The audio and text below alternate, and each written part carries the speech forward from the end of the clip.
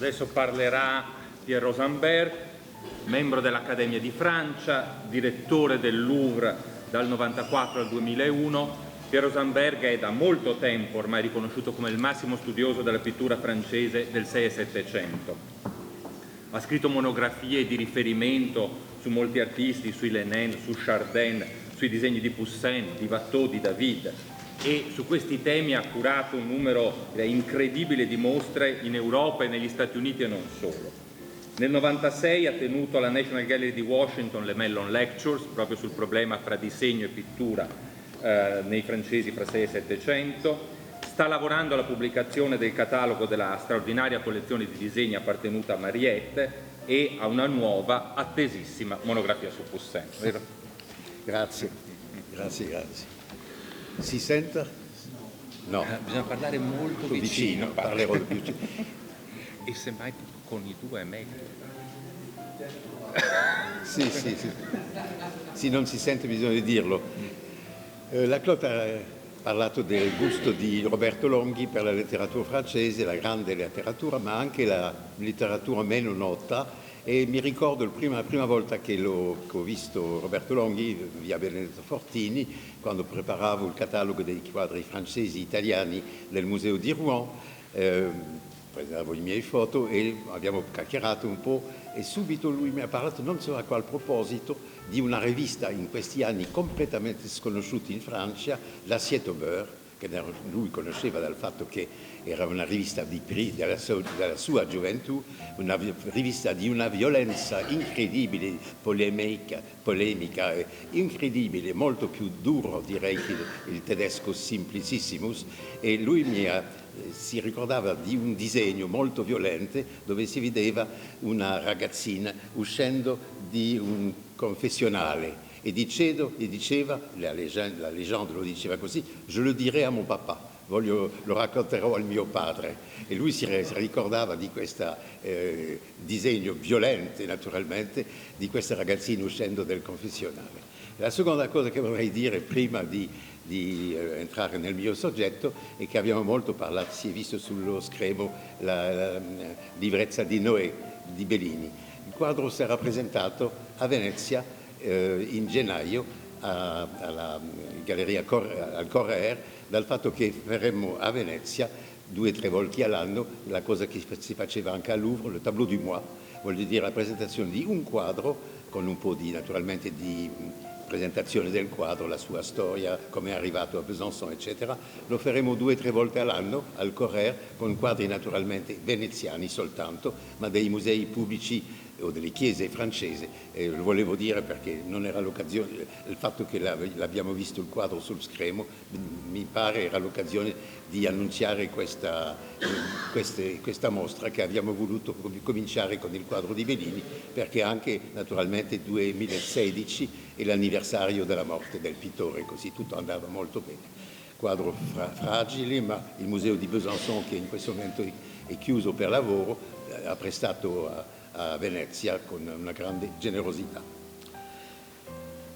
Naturalmente parlare di Roberto Longhi e di Poussin è un po' un paradosso, perché naturalmente si sa molto l'amore di Roberto Longhi per i caravaggeschi, e si sa anche che Poussin odiava il Caravaggio, dal quale dice Fedivien detto che, la citazione è qui, che era venuto al mondo per distruggere la pittura, è venuto al mondo per detruire la pittura. Così in un certo modo Longhi, grande difendatore di Caravaggio e dei caravaggeschi, e Poussin non vanno bene assieme. Ma vedrete, mi pare che le cose sono più complicate che si può pensarlo. Vorrei presentare un po' dei momenti dove Longhi ha parlato di Caravaggio, di Poussin, in ordine cronologico. E comincio con 1933. 33 e non 1948, perché in 48 è stato pubblicato nei cadi... Come? Non si sente? Si sente? Più vicino. Si può darsi meglio con i due. Grazie. Nel 48 è stato pubblicato nei Cahiers Poussin un articolo di Roberto Longhi, naturalmente, sul famoso quadro della Galleria Sabauda di Torino. L'articolo è stato pubblicato in 1948, ma infatti Longhi l'aveva scritto nel 1933. Questo articolo l'avevo scritto per il Festschrift di Walter Friedländer, il grande studioso tedesco. Si celebrava nel 1933, precisamente mi pare, la data qui, il 10 marzo, il 60° anniversario di Walter Friedländer. E naturalmente 1933 per Walter Friedländer è una data fatale perché è l'arrivo al potere dei nazisti, e così il Festschrift non è mai stato pubblicato a questo momento. Stiamo in piena storia, ma tornerò su questo presto. L'articolo del 1933 l'ho ritrovato perché si dice in francese il taposcritto, il manoscritto, è conservato alla Hertziana, e il fatto della pubblicazione del 48 e il testo di 33 sono veramente molto simili. Le varianti tra la pubblicazione del 48 e il 33 sono di ordine di virgolette, così non si può dire. Ma la cosa interessante è che questa è una pagina del testo. La cosa interessante è che Longhi aveva previsto di pubblicare assieme al quadro di Poussin un'altra parte un altro articolo su questo quadro, che Longhi naturalmente è stato il primo a pubblicare sotto il nome giusto di Michael Sferz. Come sapete, il quadro per molti anni era considerato come di Poussin.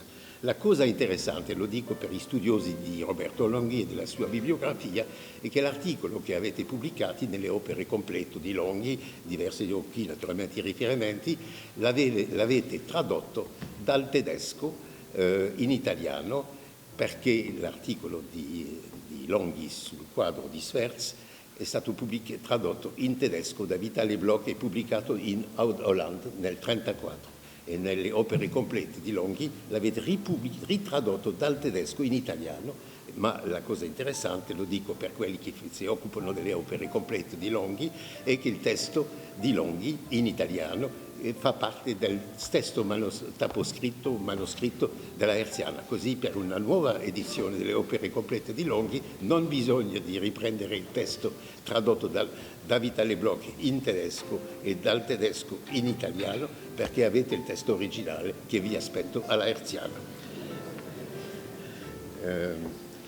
Il quadro, naturalmente Longhi racconta più o meno la storia del quadro, che viene da Vienna, la raccolta di Eugenio di Savoia, arriva a Torino nel 1741, dopo viene in Francia durante la Rivoluzione, naturalmente è stato ritornato a Torino. Ma la cosa interessante naturalmente è che Longhi nel suo articolo fa i paragoni che si possono aspettare naturalmente con con il Santo Erasmo del Vaticano, con il San Francesco di grazie di dirlo, perché è difficile leggere o di prendere le sue e dire sì.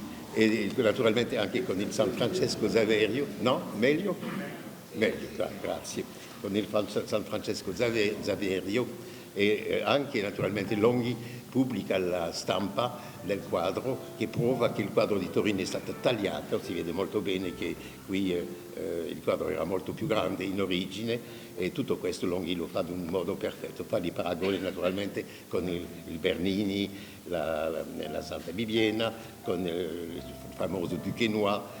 Naturalmente parla anche dei primi quadri dello stesso soggetto, naturalmente quello di Tiziano, quello di Raffaele, non la fotografia qui, il quadro anche di Annibale.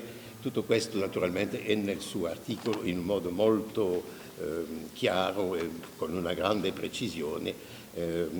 E naturalmente ci sono anche queste righe molto belle di Longhi sul quadro, dove lui parla vorrei tornare, sì, lo so bene, posso tornare indietro ancora.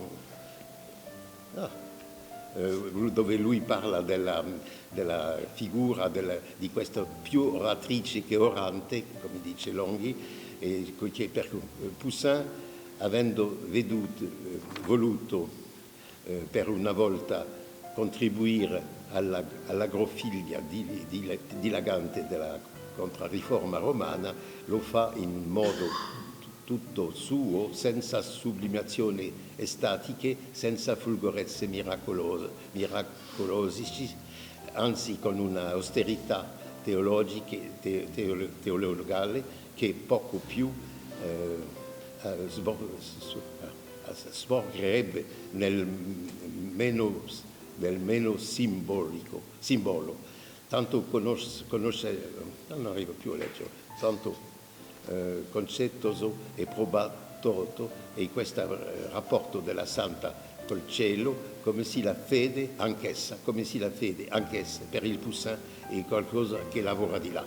Lavora di là naturalmente è un'allusione alla visita a Parigi del Bernini nel 1965, dove di fronte a questo quadro, il famoso quadro di Liverpool, Le ceneri di Fossone, Bernini si ferma, si mette in ginocchio e dice di fronte al quadro: il Monsieur Poussin è qualcuno che lavora di là. È una frase meravigliosa e naturalmente il modo nel quale Longhi fa allusione a questo è ovviamente. Non ho parlato, avrei dovuto farlo un po' prima, di Walter Friedländer, lo faccio molto brevemente, perché naturalmente il saggio del 33-48 era dedicato a Walter Friedländer. Walter Friedländer era un grande studioso su Poussin e aveva scritto nel 1914 una delle 2 grandi monografie uscite quest'anno. C'era anche il libro ho detto Walter, il 1914 è un anno molto importante naturalmente per gli studi poussiniani, è un anno naturalmente tragico per la storia europea, questo lo sappiamo molto bene. Walter Friedländer dopo è vissuto in America, io l'ho conosciuto e ho passato il Natale del 62 con lui, aveva 90 anni, a Yale. Assieme con Robert Rosenblum, il famoso studioso del neoclassicismo, e in un certo momento abbiamo parlato anche del suo ultimo libro prima di andare via dalla Germania, Von David zu Delacroix, che naturalmente è divenuto il titolo di una mostra, credo divenuto famoso per quelli che lavorano sul periodo neoclassico. Era molto brutto, aveva una verruccia molto visibile, ma le signore e le signorine lo amavano molto e lui le amava anche a 90 anni molto, e mi ricordo di lui. E naturalmente il legame tra Longhi e Walter Friedländer è abbastanza interessante. A questo punto vorrei andare un po' più avanti. Avrei dovuto mostrarvi un disegno in relazione con il draco che si vede sotto il quadro. Vorrei andare un po' più avanti, può darsi anche che Keith Christiansen vi mostrerò questo, perché nel 1934 in Francia si è fatto questa mostra famosa, Charles Sterling e Paul Jameau, les peintres de la réalité.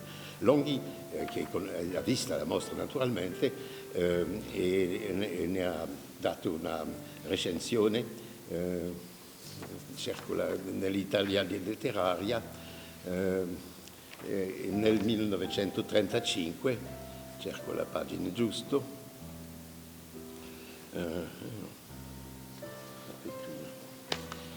perché naturalmente il testo di Longhi è molto umoristico. Gli svizzeri del Papa, le guardie dei principi della Chiesa che giocano a carte e barano naturalmente sul coperchio dei sarcofagi dell'antica Roma, e il romanticismo del Poussin alla rovescia. Là il pastore morto che parla per bocca dei sarcofagi, et in Arcadia ego, qui è il sarcofaggio che fa il romanticone, e il taberna ego. Il paragone è molto interessante e naturalmente siamo in pieno dei testi di Panofsky, che in questi anni più o meno che ha fatto questo testo famoso, dove naturalmente qui ha voluto spiegare giustamente che non è il morte chi parla, ma è la morte chi parla, e in un certo modo il paragone di Longhi con il sarcofago e con un tema un po' vicino, e il quadro di Poussin trovo molto interessante. Nel 1948, Longhi naturalmente, a proposito della mostra Crespi qui, fa il paragone tra i sacramenti di Poussin, la cresima della prima serie dei sacramenti di Poussin e la cresima di Crespi della serie famosissima di Dresda. Andiamo un po' più avanti. Un po' dopo Longhi torna, pubblica nel paragone un articolo di André Bergeoffroy, del quale Michel Laclotte ha parlato, un articolo di André Bergeoffroy consacrato alla mostra Poussin qui a Bologna, dove, lo dico così, la Santa Margherita di Torino era anche esposto, e Longhi, presentando la traduzione italiana in paragone del testo di Bergeoffroy, fa un piccolo saggio su Poussin, che ho qui naturalmente, ma potete leggerlo più facilmente, dove lui insiste soprattutto sulla pittura di Poussin, che nella mostra del 62 di Dr. Denis Mahon e di Cesare Gnudi aveva un posto molto importante, 35 quadri di Poussin, e Longhi questa volta dice: alla figura tutt'altro che facile del severo e pensoso maestro francese. Questa difficoltà del pittore, questo pittore che non è facile, Longhi lo aveva veramente ben capito, e si sente da parte di Longhi, a proposito di Poussin, una profonda ammirazione, una capacità di comprendere questo mondo, che veramente è un mondo difficile, di un'ambizione assoluta, di un'ambizione di pittore che credo pochi altri pittori hanno avuto. Si sente da parte di Longhi, naturalmente non è il suo mondo, ma una vera comprensione dell'importanza del pittore, e il modo nel quale lui parla in poche righe della mostra di Bologna di 62, che è stato per l'Italia, credo, un po' la riscoperta di Poussin, prova la sincera ammirazione sul pittore. Ma Longhi ha fatto di più, ha riscoperto un quadro di Poussin che avete sul schermo. Michel Laclotte l'ho raccontato, un certo giorno Laclotte nel 1956, al momento dove lui preparava la mostra sul Seicento francese, le raccolte pubbliche francesi per la Royal Academy di Londra, ha presentato a Roberto Longhi un certo numero di foto, tra quello questo che avete qui. E Longhi, Laclotte che parla, avrebbe detto precisamente: regardez donc du côté de Poussin. Sicuramente lo ha detto in francese, ma posso tradurlo se volete. Guardate bene, parla di Poussin. In ogni modo, questo quadro è, credo, la riscoperta maggiore nel campo della pittura francese di Roberto Longhi. Il soggetto lo conoscete bene, la storia di Midas, questo re che ha salvato a un certo punto Bacco, e che ha ricevuto il privilegio da parte di Bacco di trasformare tutto, una richiesta sua, di trasformare in oro tutto quello che toccava, e naturalmente tocca il mangiare e il bere, e vuol dire che si sente morire di fame e di sete. Allora torno verso Bacco, e Bacco cancella questo privilegio, e Midas riviene il re che era prima di questa cosa. C'è una piccola riga nel testo di Ovide che vorrei leggere, perché vedrete in un momento il risultato di questo. Peu sûr de son pouvoir, il attache au bas d'une ieuse. Une ieuse è un tipo di chêne, di squarcia, un rameau couvert de feuilles, le rameau devient de l'or. Vedrete un momento per l'importanza di questa piccola citazione del testo di Ovidio. Il Midas, ho fatto un piccolo libro sul quadro qualche anni fa, viene dalla raccolta Fesch, della quale naturalmente Michel Laclotte vi ha parlato, e non l'ho trovato negli inventari dopo la morte del cardinale nel 1839, niente da fare, naturalmente non aveva il nome di Poussin, e il titolo, il fatto che era storia di Mida, naturalmente quelli che hanno fatto l'inventario non l'hanno identificato. né anche nelle vendite, tutte le vendite Fesch del 44-45, non l'ho trovato. Nel catalogo del Museo di Avignone di 1892 il quadro è catalogato come scuola italiana e con un titolo abbastanza strano, perché naturalmente non si è capito il titolo del quadro,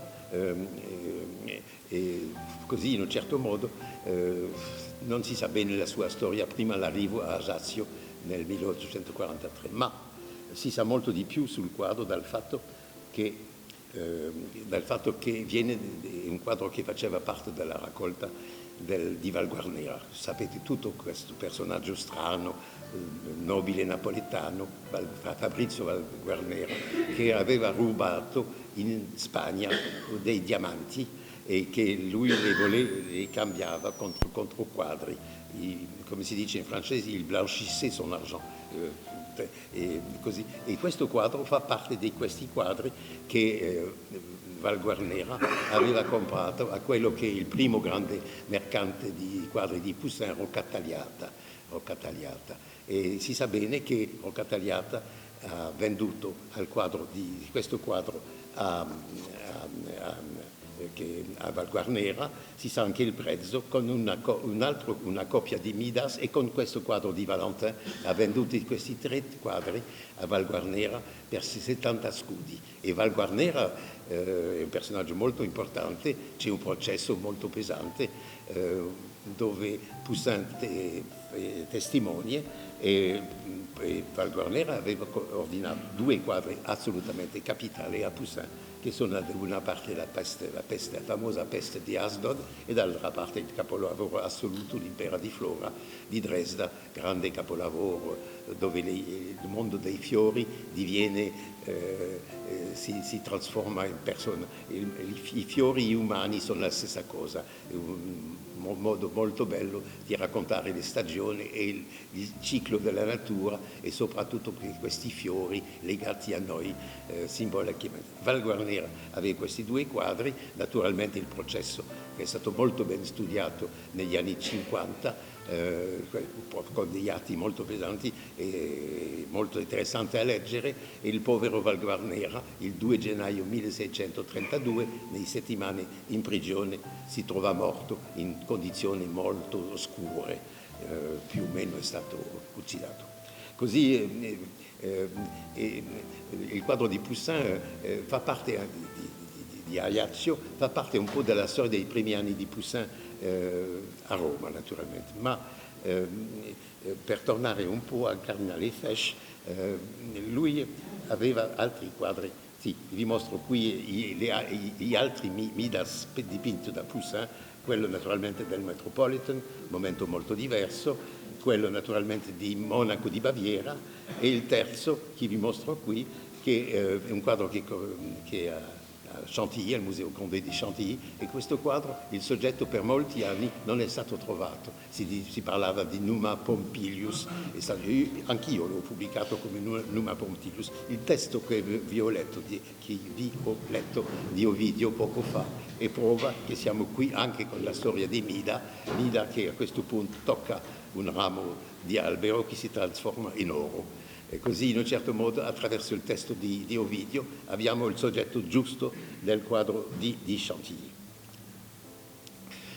Fesch aveva dei quadri molto importanti di Poussin, che venivano in grande maggioranza dalla raccolta Rospigliosi, come il famoso Ballo della vita umana della Wallace Collection di Londra, come la Fuga in Egitto di collezione privata newyorkese, lo dico perché guardando Kiss, e anche questo quadro più dubbioso, ma Fesch aveva anche un quarto quadro che per me è una storia molto triste, perché è un quadro che il Louvre ha comprato nel 1968 in un'asta. C'era avuto un lungo processo che ha durato una ventina d'anni, in fine in fondo l'abbiamo perso il processo e il quadro, che è ritornato ai suoi proprietari, perché in Francia, quando un museo fa una scoperta in un'asta, bisognerebbe che avvertisse il proprietario dell'opera che il catalogo è sbagliato, e così in un certo modo l'abbiamo comprato come scuola di Annibale e Carracci, e il processo l'abbiamo perso perché non ne abbiamo detto ai proprietari prima l'asta la verità sull'attribuzione del quadro. In ogni modo, questo era il quarto quadro della raccolta Fesch che abbiamo, come le dicevo prima, perduto. A questo punto tornerò al francese perché, e la conclusione, lo dico subito, ne avete per un minuto, non di più.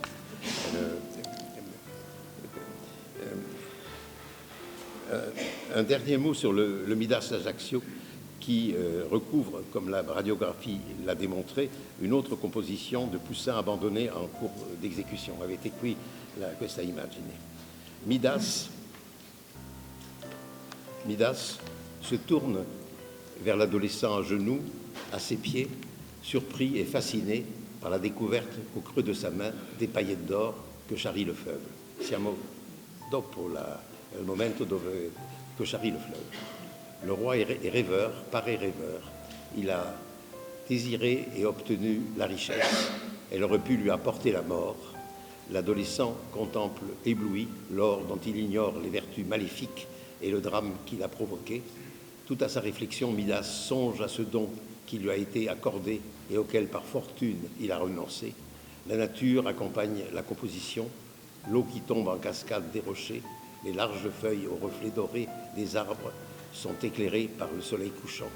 Le soleil donne à la composition son unité plastique, son caractère grave et réfléchi, cette note mélancolique et cette poésie si prenante que l'on retrouve si souvent dans les premiers tableaux de Poussin. Rien de plus différent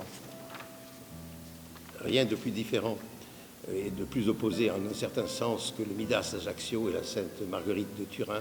Nul doute cependant que Roberto Longhi fut sensible au monde du grande favoleggiatore, pour reprendre le mot du Bernin sur Poussin, questo grande favoleggiatore che Longhi anche lui fosse è stato.